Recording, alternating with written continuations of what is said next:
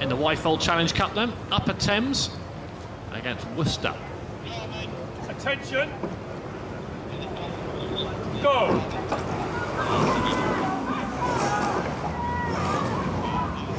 Worcester with an early surge. Upper Thames trying to keep pace. It's just wriggling around on the course a little bit there.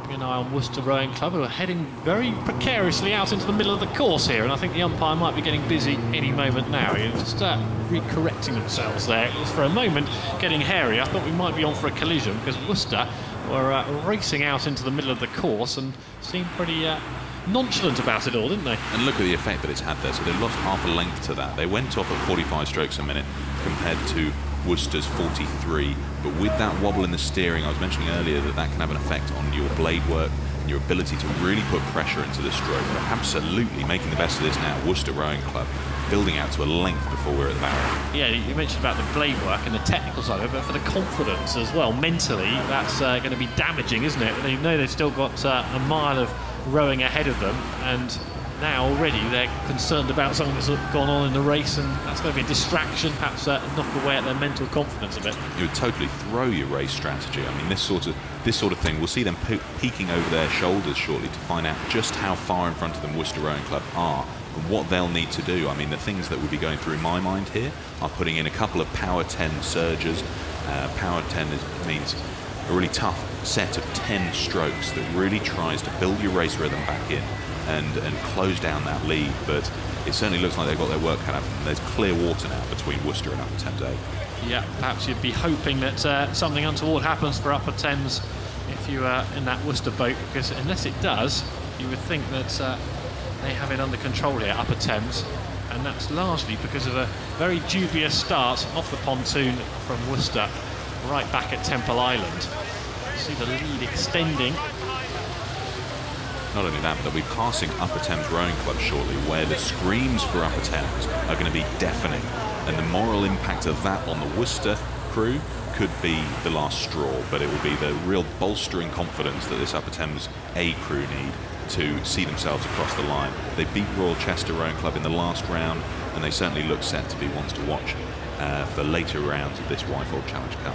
Yes, if you're not familiar with the geography of the Royal Regatta course here, the Upper Thames Rowing Club is only a few strokes away, isn't it? They're coming very close to their clubhouse. And they have a good advantage, Upper Thames. Everything going for them in this one, the Wyfold Challenge Cup. Worcester with a mountain to climb. A couple of lengths down, quite a few lengths down now. And Worcester looking good to progress in the Wyfold Challenge Cup. Water's calm now again. There was just a few moments where I was wondering if it was picking up and getting a bit more testing, but it's basically a mill pond, isn't it? And it has been for the last 2 days. We've seen Henley Royal Regattas in years gone by, much more testing conditions, but today and yesterday, no problems. And we're getting close to the moment where I'll hear a roar. There it is, you can see it in the picture. Upper Thames Rowing Club.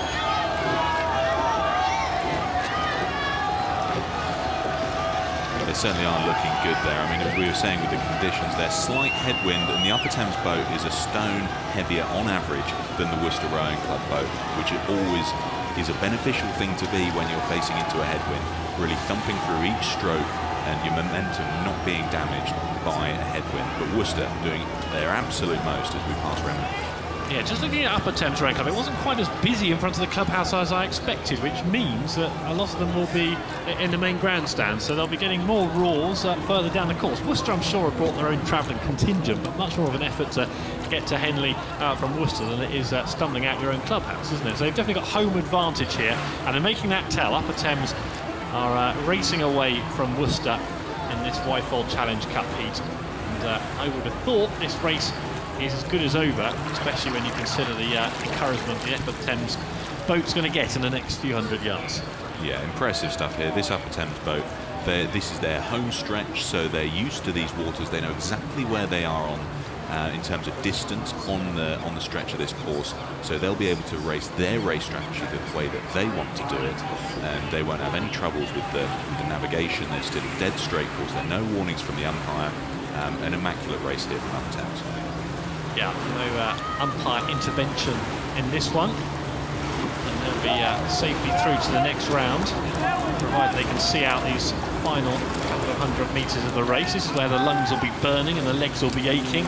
It's the extra distance on an international regatta course. 2,112 metres this one, and that 112 metres can take a... You know it's happening, you know it's there, but it's going to take you a nasty surprise when you get there, even so. It can certainly make or break a crew, that additional 112 metres. Those that are used to it, like these Upper Thames crews and those from the local reaches, will absolutely understand what that means. They'll have practiced and trained that. Some of the other crews, particularly some of the foreign crews who are dead used to 2K courses, will usually struggle with that.